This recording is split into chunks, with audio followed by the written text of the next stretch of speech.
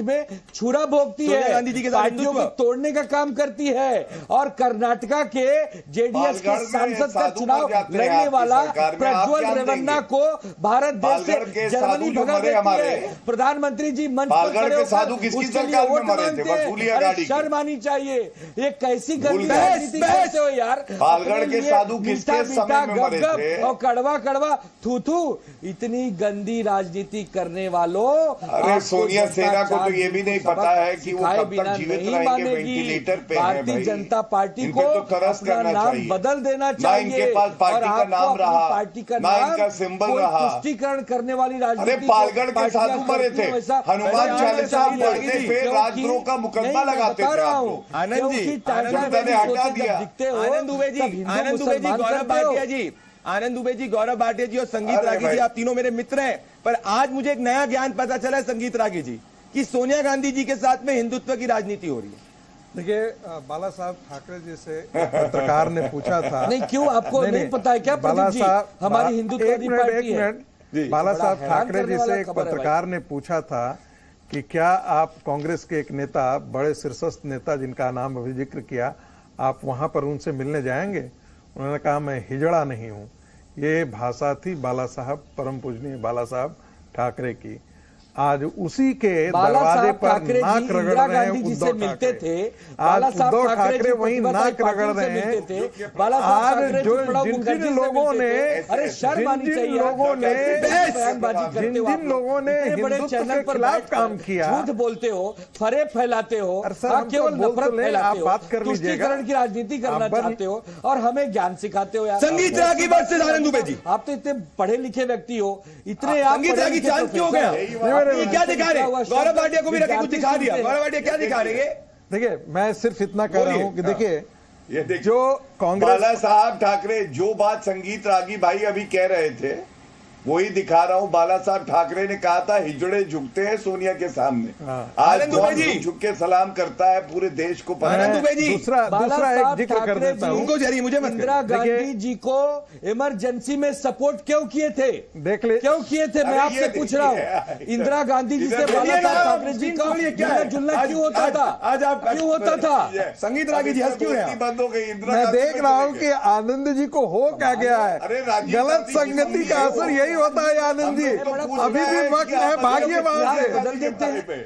आनंद जी अभी भी वक्त है, भागिए। जब देशभक्ति के लिए जब देशभक्ति के लिए जरूरत पड़ी, आदरणीय बाला साहब ठाकरे जी खुलकर सामने आए, चाहे कांग्रेस हो चाहे बीजेपी हो, लेकिन आज केवल और केवल इतिहास को बदलना चाहते हैं। नहीं, बस एक चीज खाली मैं जोड़ना चाहता हूँ आनंद जी, सिर्फ इतना जोड़ना चाहता हूँ कि जब राहुल गांधी मुस्लिम लीग के समर्थन के लिए अपने जीतने के लिए वायनाड जाते हैं, ये उसी में घोषित हो जाता है कि कांग्रेस पार्टी मुसलमानों की पार्टी है। ये बीजेपी की सकारात्मक काम नहीं है क्या?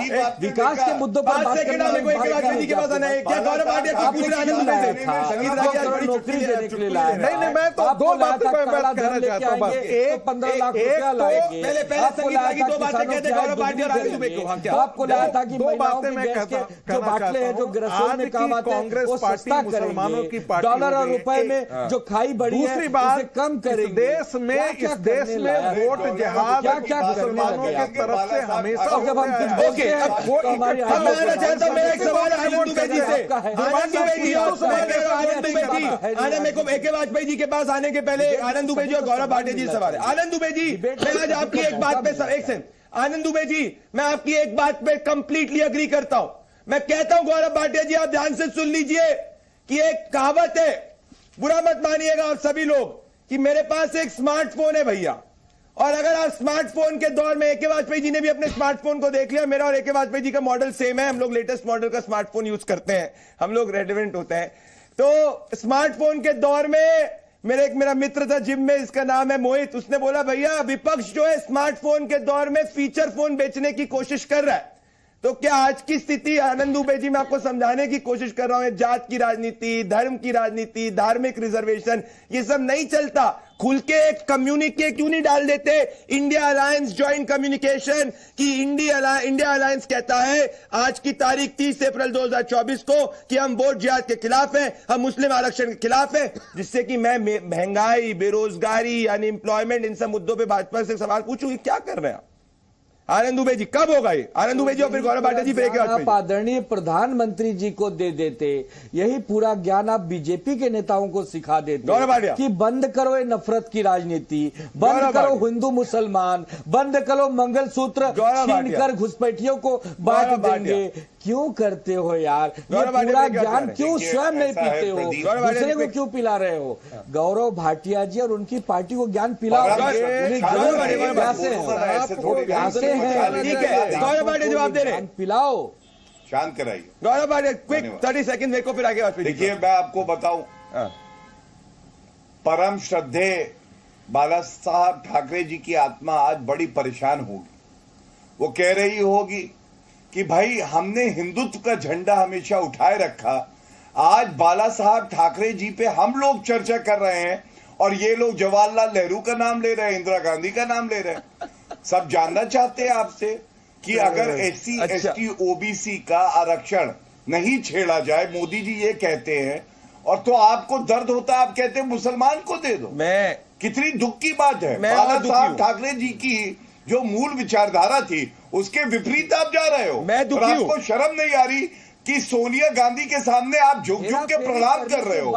जी हजूर, मैं आया हूं सलाम ठोकने। हेरा फेरी। मैं बड़ा दुखी हूँ। गलत बात है भाई। भैया मैं AK वाजपेयी जी बहुत दुखी हूँ। असूलों को आपने मिट्टी में मिला दिया। AK वाजपेयी जी मुस्कुरा रहा हूँ, मैं बहुत दुखी हूँ। मैं इसलिए दुखी हूँ AK वाजपेयी जी। तुम इतना जो मुस्कुरा रहे हो, क्या गम है जिसको छुपा रहे हो? बड़ा गम है आज। इतना मुस्कुरा, तुम इतना जो मुस्कुरा रहे हो, क्या गम है जिसको छुपा रहे हो? ये बताओ भैया। मैं बताओ गौरव भाटिया जी, क्या गम है? गम ये AK वाजपेयी जी आएंगे और उनके साथ में मैं चाहता हूं अजीज जी और डॉक्टर मनवीर चिल्लर जी आए।